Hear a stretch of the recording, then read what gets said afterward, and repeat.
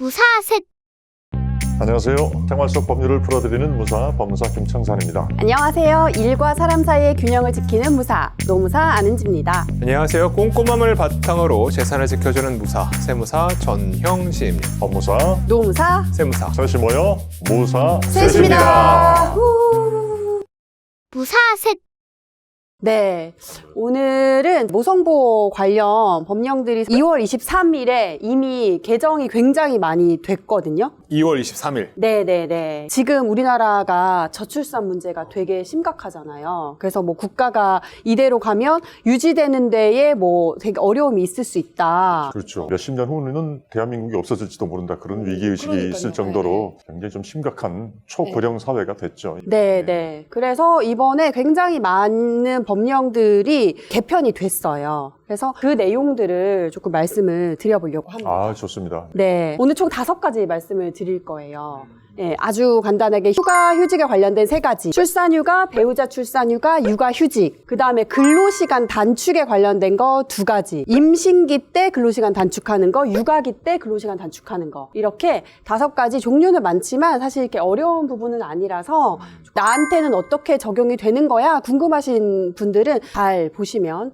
좋을 것 같습니다. 1번은 출산휴가. 출산휴가인데 개정된 법령상 또는 현행 법령상 출산휴가 기간이 며칠일 것 같으세요? 정답. 네. 60일. 땡! 네. 3개월. 아, 네. 역시 맞습니다. 정확히 표현을 하자면 90일입니다. 맞아.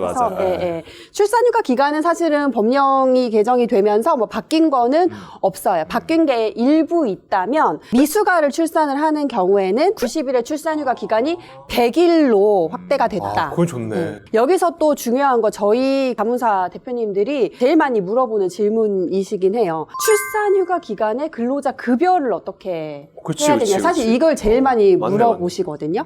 근데 법에 어떻게 나와 있냐면 최초 60일은 유급이에요. 출산휴가는 아예 무급이 아니에요. 회사에서 나가는 네, 표정이 어두워지시네요. 네.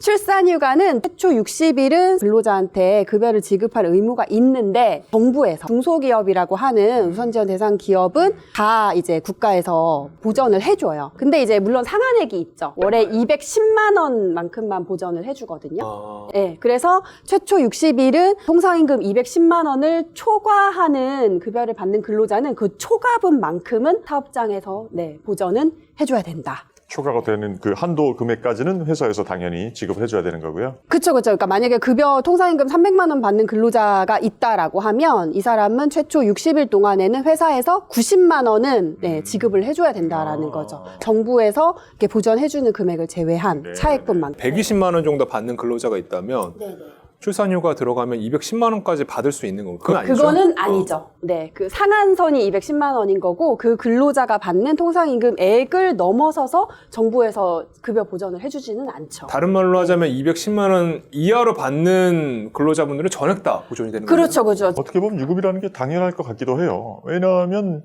무급이면은 출산휴가라는 명목이 따로 필요가 없지. 연차수당 가지고 그냥 쉬는 거랑 마찬가지가 되는 거잖아요.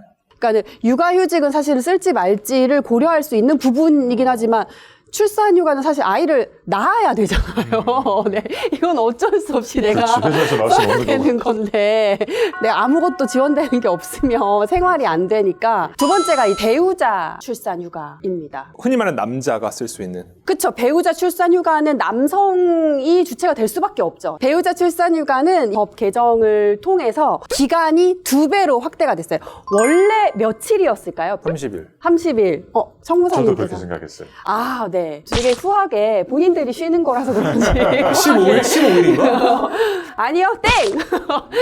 원래 배우자 출산휴가는 10일이었어요, 10일. 아. 10일 유급이었는데 20일로 확대가 됐습니다. 10일이면 좀 적었다. 맞아. 사후조리원에 있는 기간 정도밖에 확보가 안 되는 거니까. 그쵸. 그 아이를 출산을 한 와이프를 지극정성으로 간호하고 아이도 이렇게 잘 돌보고 해야 되는데 10일은 짧죠. 그래서 20일로 확대가 됐고 됐고 유급인 거는 동일합니다. 이게 뭐 나눠서 사용할 수도 있지만 아예 붙여서 20일을 쭉 그냥 나는 쓰겠다 이렇게 할 수도 있거든요. 당연히. 나눠서 사용할 수도 있어요. 네, 분할해서 사용을 할 수도 있어요. 근데 사업주 입장에서는 분할해서 사용하는 게 더 좋을 수도 있겠죠. 어쨌든 간에 20일을 유급으로 휴가를 지원을 해주는 게 조금 비용적으로 부담이 될 수 있잖아요. 그래서 이거는 원래도 마찬가지지만 이제 개정이 된 후에도 정부에서 사업주한테 지원해주는 급여가 조금 확대가 됐어요. 다음이 육아휴직인데 사실은 육아휴직이 휴직이잖아요. 휴가가 아니라 기간이 제일 길고 또 육아휴직을 요즘에는 굉장히 활발하게 쓰는 실정이기 때문에 많은 근로자들 또는 많은 사업주들이 제일 관심을 많이 갖는 카테고리인 것 같기도 해요. 현행 육아휴직은 기간이 얼마나 됐었을까요? 저는 좀 넉넉히 잡아서 6개월인데 이번에 개정으로 1년으로 늘었다. 6개월에서 1년. 네. 저도 1년 된 거, 그 기사로 언뜻 본 거 같거든요. 기간이 연장됐다라는 거? 1년 정도는. 원래는 1년 미만이었다가. 네. 근데 정말 두 분은 관심이 그동안 없으셨네요, 정말로. 인정합니다.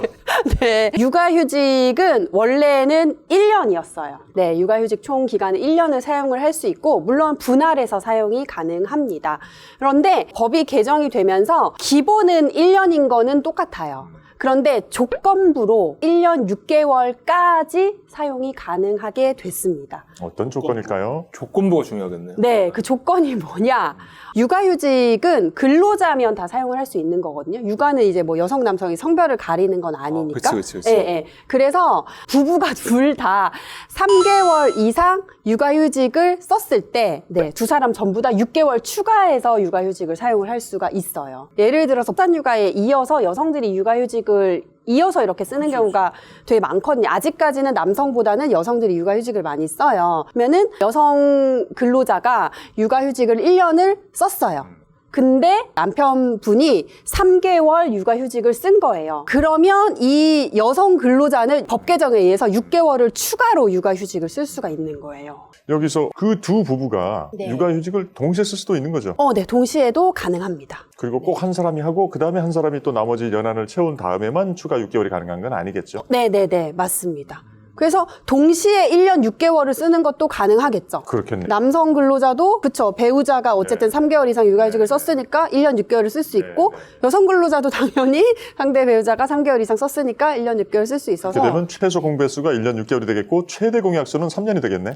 그렇죠. 각각 이렇게 쓰면은 합산해가지고 네네네 그렇게 될 수가 있죠. 괜찮네요. 그러면 이제 애가 뭐 어린이집 갈 정도는 될 수 있으니까 그렇죠. 굉장히 복지가 많이 좋아졌네요. 네네네. 그래서 제가 이제 조건부 기간 연장이다라고 말씀을 드리면서 이제 배우자가 3개월 이상 육아휴직을 썼을 때 동시에 하나만 말씀을 드렸는데 두 가지 요건이 더 있어요. 한부모 가정인 경우 육아휴직 1년 6개월까지 쓸 수 있고 그 다음에 이제 중증 장애 아이를 양육하는 부모도 1년 6개월까지 육아휴직을 쓸 수 있다. 육아휴직이 이제 1년 6개월로 확대가 된다라는 조건부이긴 하지만 법 개정이 이루어지면서 정말 많은 근로자들이 나의 경우도 그럼 6개월 추가로 쉴 수 있나요? 라는 질문을 진짜 많이 하시거든요. 그럴 것 같아. 네네. 법 개정되는 시행일이 2025년 2월 23일이라고 말씀을 드렸는데 가장 이제 많이 하는 질문이 저는 지금 육아휴직 기간 중에 있는데 즉 과거법을 적용을 받아서 1년 그 육아휴직을 사용하는 기간 중에 있는데 또는 저는 이미 육아휴직을 1년을 다 썼는데 이런 경우 개정된 법을 적용을 받을 수 있나요? 네, 이런 질문들을 많이 하시거든요. 소급표를 인정할 것이냐 말 것이냐.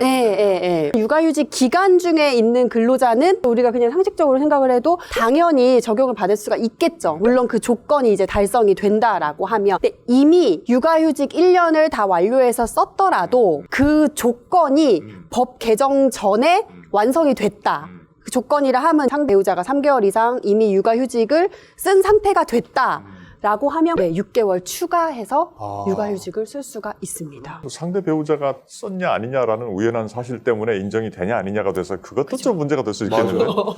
네, 하지만 최대한 어쨌든 이 개정되는 법 적용을 많이 받도록 해주겠다라는 그런 취지인 것 같아요. 네. 근데 이렇게 질문 주시는 분들이 많이 계세요. 예를 들어서 여성 이제 근로자가 1년 육아휴직을 썼어요.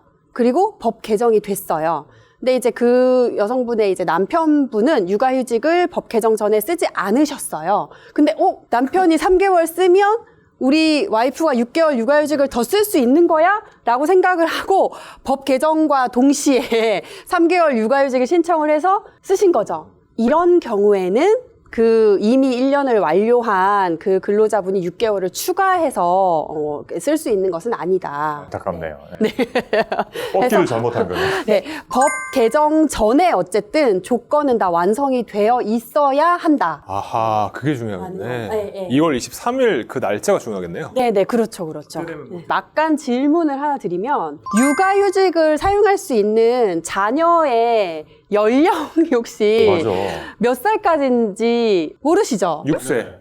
6세. 네. 청구사님은 몇 살일 것 같으세요? 만 6세면은 우리나라 나이로 보통 7, 8세가 돼가지고 초등학교 들어갈 나이가 거의 될 때인데 네. 요즘은 그 미운 4살이라는 말도 있다시피 아이들이 일찍 잘 크기 때문에 그거보단 좀 낮게 4세 내지 5세 정도가 아닐까 예상을 해봅니다. 네. 우리나라 그 육아휴직을 사용할 수 있는 자녀의 나이는 초등학교를 언제 입학하느냐에 따라서 나이가 조금 다를 수 있으니까 초등학교 2학년 또는 8세까지 육아휴직을 사용할 수 있습니다. 네. 무사색